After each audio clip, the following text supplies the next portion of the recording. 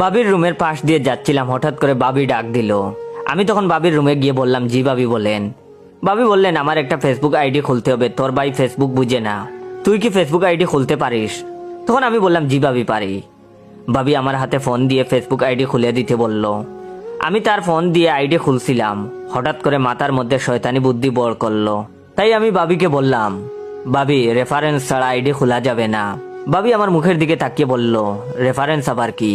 আমি বললাম, রেফারেন্স হলো পরিচিত কারোর আইডির নাম দিতে হবে, যাতে আপনি কোনো অপকর্ম করলে আপনাকে সহজে খুঁজে পায়। তখন বাবি বলল, আমি অত সব বুঝি না, যেটা ভালো হয় ওইটাই কর।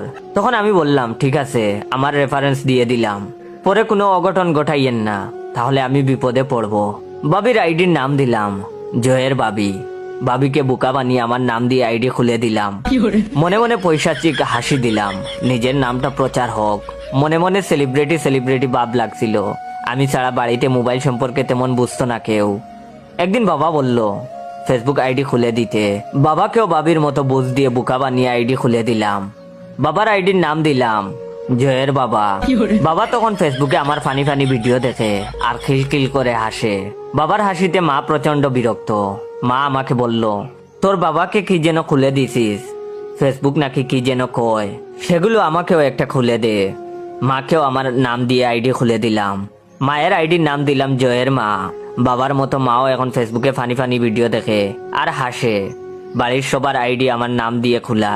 বেশ কিছুদিন কেটে গেল, বন্ধুদের সাথে আড্ডা দিচ্ছিলাম। হঠাৎ করে বাবা ফোন করে বাড়িতে আসতে বলল। বাড়িতে গিয়েই দেখি বাড়ির সবাই নীরব হয়ে থম ধরে আছে, কেউ কোনো কথা বলছে না। মা আমাকে দেখে মুখ ঘুরিয়ে নিল, বিষয়টা কি বুঝতে পারছি না। তখন বাবা আমাকে দেখে বলল, সি সি, তুই এমন কাজ করবি ভাবতেই পারি নাই, মান সম্মান সব শেষ করে দিলি, লোকের সামনে মুখ দেখাবো কি করে, সি সি। আমি তখন ঘটনা কি বুঝতে পারছি না। সবাই কি তাহলে জেনে গেছে যে তাদের বোকা বানিয়ে আমার নাম প্রচার করার জন্য আমার নাম দিয়ে তাদের আইডি খুলে দিছি? আমি তখন মিনমিন করে বললাম, বাবা ফেসবুক আইডিতে কি কোনো সমস্যা হয়েছে? তখন বাবা আমাকে ধমক দিয়ে বলল, আইডিতে সমস্যা হবে কেন? তখন আমি বললাম, তাইলে কি হয়েছে, সবাই আমার সাথে এমন করছো কেন? তখন বাবা বললেন, তুই জানোস না তুই কি করছস? সি সি। তখন আমি কিছুই বুঝতেছি না, ঘটনা কি? ওয়েট, ভিডিওটা শেষ করার আগে আমার রিয়েল পেজ ইওর জয়কে ফলো দিয়ে রাখবেন।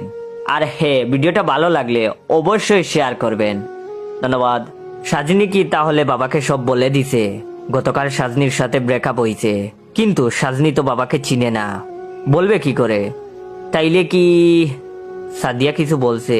কিন্তু সাদিয়া তো কিছু বলার কথা নয়, ওর তো বিয়ে ঠিক। তাহলে কি পলি কিছু বললো? কিন্তু পলি তো এমন মেয়ে না।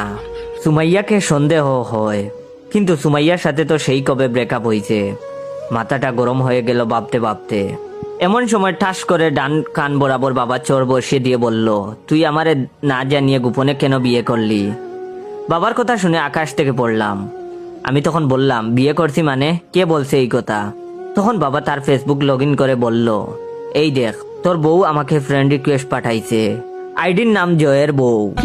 বাবাকে তখন সান্ত্বনা দিয়ে বললাম, বাবা এটা তো ফেসবুক, এখানে যে কোনো নাম দিয়ে আইডি খোলা যায়।